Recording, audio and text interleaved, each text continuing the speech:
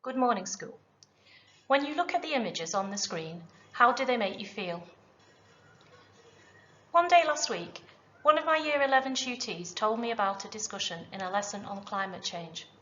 The class had talked about pollution and global warming and the catastrophic effects on habitats of some of the world's most endangered creatures. After all of this, she described to me a sense of feeling utterly powerless. She asked, "What can I do? I'm just one individual. How can I make a difference?" Like my tutee, many people throughout history have faced dilemmas and difficult decisions and wondered what they could do about it. Today I want to share a story about a very remarkable man. I read about him in a blog I follow called Letter from an American, written by Heather Cox Richardson, an American historian and professor of history in Boston, United States. The story she told was of an African-American slave called Frederick Douglass. In 1838, Douglass was working in the shipyards of Baltimore. Up to that point in his life, he had had a series of masters, but by 1838, he was a skilled worker earning good money for his master and enjoying a measure of freedom as well as protection. Most people in his position would have thanked God for their blessings and stayed put, but Frederick Douglass did not. He came up with a simple plan to escape to freedom. In the days of slavery, free black sailors carried documents with them to prove to the Southern authorities that they were free, so they could move without being detained. In the days before photographs, people on the free papers were described as they were seen: their age, their height, their hair and skin colour, and distinguishing marks such as scars. Working in the shipyards, Douglass had met a sailor whose free papers might cover him, as long as the white official on the train he boarded didn't look too closely at them. Risking his own freedom, that sailor lent Douglass his papers.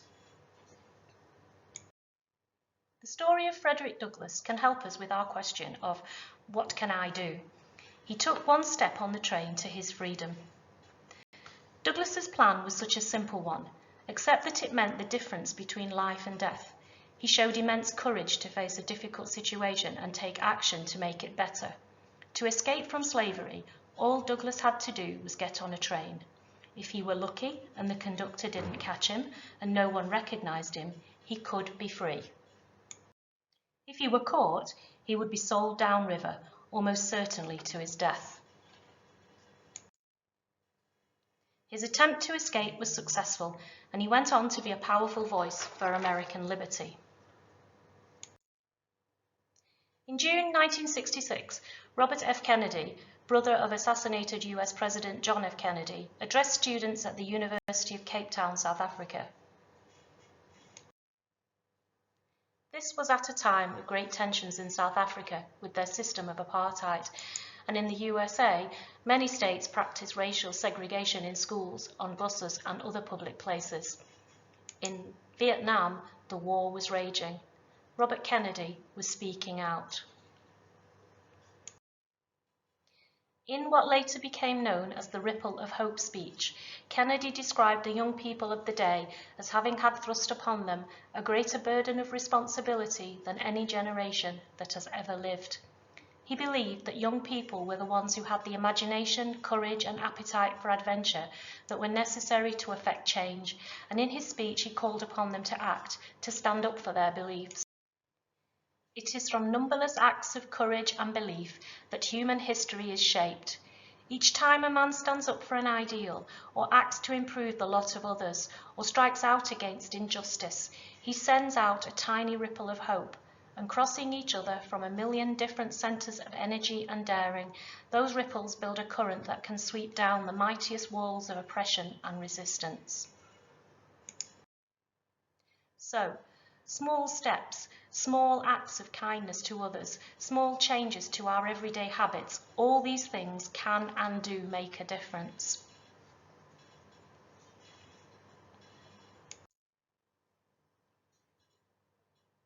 Smile and say hello. Open a door for someone. Do an elderly neighbour's shopping.